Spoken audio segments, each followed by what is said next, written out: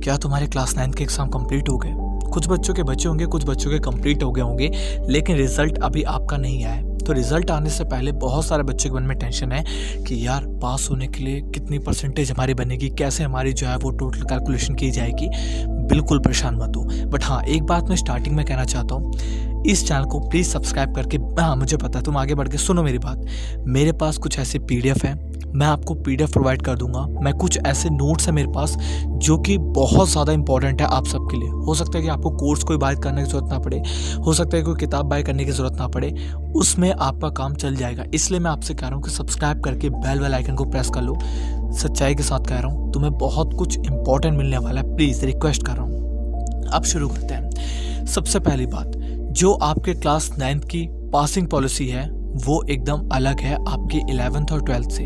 अगर हम बात करें, जैसे आपका टोटल 80 नंबर का पेपर होता है और 100 नंबर आपके टोटल लगाए जाते हैं पूरे के पूरे टोटलिंग करने के लिए, तो 100 में से जो आपके पासिंग परसेंटेज है वो है 33%। यानी कि अगर आपको पास होना है तो जो आपका 80 नंबर का पेपर है उसके अंदर आपको 27 नहीं लाने, यानी कि आपका जो 80 नंबर का पेपर है और जो आपके प्रैक्टिकल कंडक्ट होते हैं उन दोनों को मिला करके आपको पास किया जाएगा। जैसे एग्जांपल के साथ बताता हूँ, आपका 80 नंबर का पेपर हुआ, हो सकता है कि तुम में से किसी बच्चे के सिर्फ 20 नंबर है और आपका जो प्रैक्टिकल हुआ था उसमें 20 में से आपको 15 नंबर मिल गए थे, तो टोटल मिला करके कितना हुआ, 20 + 15 हो गया टोटल आपका 35। यानी कि आप पास हो 2 नंबर से ज़्यादा, मतलब आपके 2 नंबर ज़्यादा आगे हैं। ये होती है आपकी पासिंग पॉलिसी। बट काफ़ी बच्चों को दिक्कत आने वाली है। किस चीज़ में दिक्कत आने वाली है कि स्कूल वाले आपके प्रैक्टिकल में आपको नंबर जो है वो कम दे सकते हैं। हो सकता है 11 नंबर दे, 12 नंबर, 13 नंबर दे और आपके एग्ज़ाम में आ जाए सिर्फ 80 में से 11 नंबर, 8 नंबर, 10 नंबर, 12 नंबर। उस कंडीशन में क्या होगा?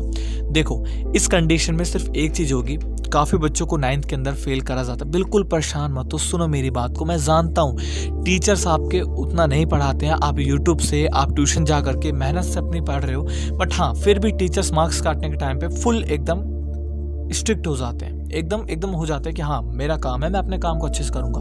पढ़ाते टाइम बच्चों के सिलेबस को इतनी जल्दी कंप्लीट करें उससे कोई मतलब नहीं है। तो अब बात यहाँ पे सबसे इंपॉर्टेंट बात, अगर ये कंडीशन हो जाती है कि तुम्हारे 11 नंबर आ गए, 8 नंबर आ गए 80 में से और तुम्हारे प्रैक्टिकल को मिला लिया तो भी तुम्हारे 33% नहीं बन रहे, 33 नंबर नहीं बन रहे, उस कंडीशन में क्या होगा? उस कंडीशन में CBSE की तरफ से लीनियंट ग्रेस मार्क का एक थोड़ा सा रूल दिया जाता है। आपको आराम दिया जाता है कि हाँ 4 से 5 नंबर से अगर कोई बच्चा फेल हो रहा है तो आप उसको पास कर सकते हो।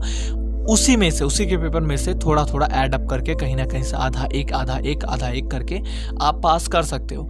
अब ये डिपेंड करता है आपके टीचर्स पे। तो देखो, आपका रिजल्ट आएगा, उसके पहले अपने टीचर से एक बार मिल लो। अगर आपको डर लगता है, टीचर से कह दो कि सर देखो ऐसा मत करना, मेरे 1 साल की बात है, नेक्स्ट ईयर बहुत अच्छे से पढ़ाई करूँगा। बेशक आपने पूरे साल मस्ती करी और अगर कुछ नहीं कर सकते, टीचर से भी डर लग रहा है, तो भगवान से रिक्वेस्ट करो। मैं भी दुआ कर रहा हूँ, आप सबके लिए दुआ कर रहा हूँ, बट हाँ पास हो जाओगे, क्योंकि दोनों को मिला करके होना है। 11th में इससे ज़्यादा लोगों की हालत ख़राब होती है, क्योंकि 80 में से 27 नंबर अलग से लाने होते हैं और 20 में से उनको 8 से 9 नंबर अलग से लाने होते हैं पास होने के लिए। दोनों को अलग अलग, किसी में मुरब्बत नहीं की जाती। आप में फिर भी बेस्ट है कि दोनों को मिला करके पास किया जाएगा, बट परेशान मत हो, पास हो जाओ।